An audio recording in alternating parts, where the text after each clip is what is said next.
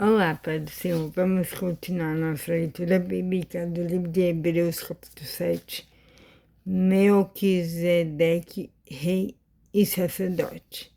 Esse Melquisedeque era rei da cidade de Salém e sacerdote do Deus Altíssimo.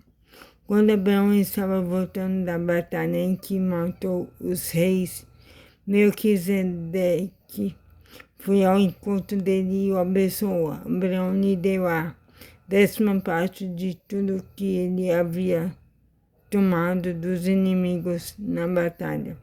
O nome de Melquisedeque quer dizer, primeiramente, rei da justiça. E porque ele era rei de Salém, o seu nome também quer dizer rei da paz. Não se conhece o pai, nem a mãe, nem qualquer antepassado de Melquisedeque. E também não se sabe nada sobre o seu nascimento ou sobre a sua morte. Por ser como filho de Deus, ele continua sacerdote para sempre. Veja como Melquisedeque era grande. Abraão, o patriarca, lhe deu a 10ª parte de tudo que havia tomado dos inimigos na batalha. Conforme a lei de Moisés, os sacerdotes, que são descendentes de Levi, também é a obrigação de receber do povo a 10ª parte de tudo. Eles receberam dos seus próprios patrícios, embora estes também sejam descendentes de Abraão.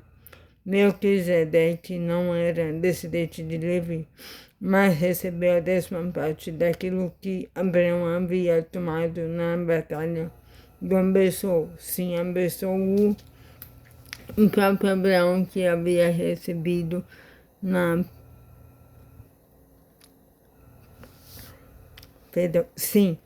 o próprio Abraão, que havia recebido as promessas de Deus. Não há dúvida de que aquele que abençoou é mais importante do que aquele que é abençoado. No caso dos sacerdotes, a 10ª parte é recebida por homens que um dia vão morrer. Mas no caso de Melquisedeque, como dizem as escrituras sagradas, a 10ª parte foi recebida por alguém que continua vivo. Portanto, quando Abraão pagou a 10ª parte, Levi, cujos descendentes recebem a 10ª parte, também pagou, pois Levi não tinha nascido e por assim dizem ainda, estava no corpo do seu antepassado Abraão, quando este se encontrou com Melquisedeque. A lei que o povo de Israel recebeu se baseava no sacerdócio dos levitas. Ora, se o trabalho dos sacerdotes levitas tivesse sido perfeito, não haveria necessidade de aparecer outro tipo de sacerdote. Da ordem do sacerdócio de Melquisedeque e não da ordem de Arão, pois quando se muda o sacerdócio, a lei também precisa ser mudada. E o nosso Senhor Jesus, a respeito de quem são ditas essas coisas, pertencia a outra tribo, e nenhum membro dessa tribo jamais serviu como sacerdote. E sabendo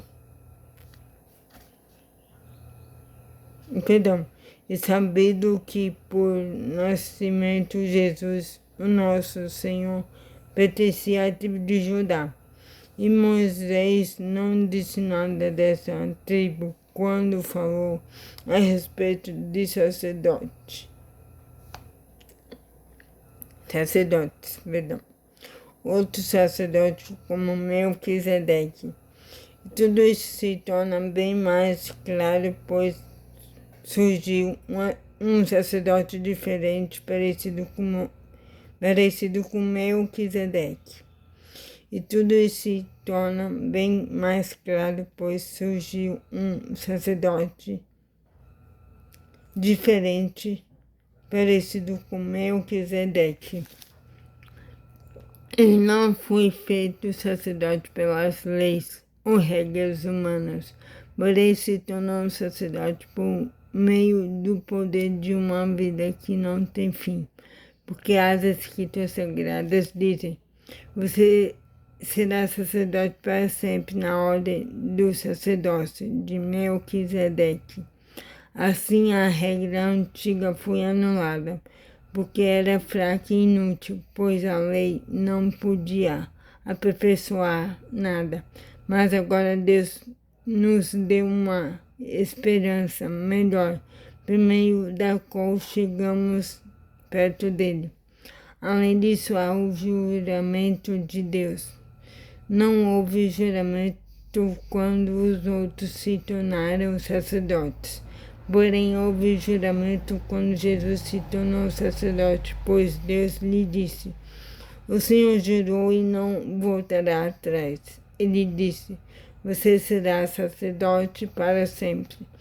Portanto, essa diferença também faz com que Jesus seja a garantia de uma aliança melhor.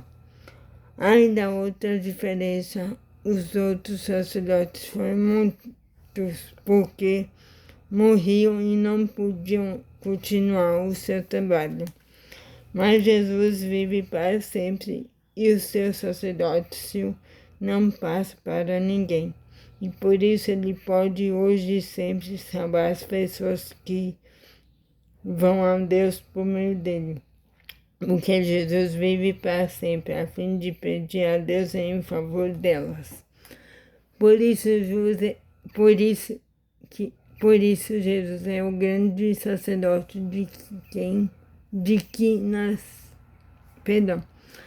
Por isso Jesus é o grande sacerdote de que necessitamos. Ele é perfeito e não tem Ele é perfeito e não tem nenhum pecado ou falha. Ele foi separado dos pecadores e levado acima dos céus. Ele não é como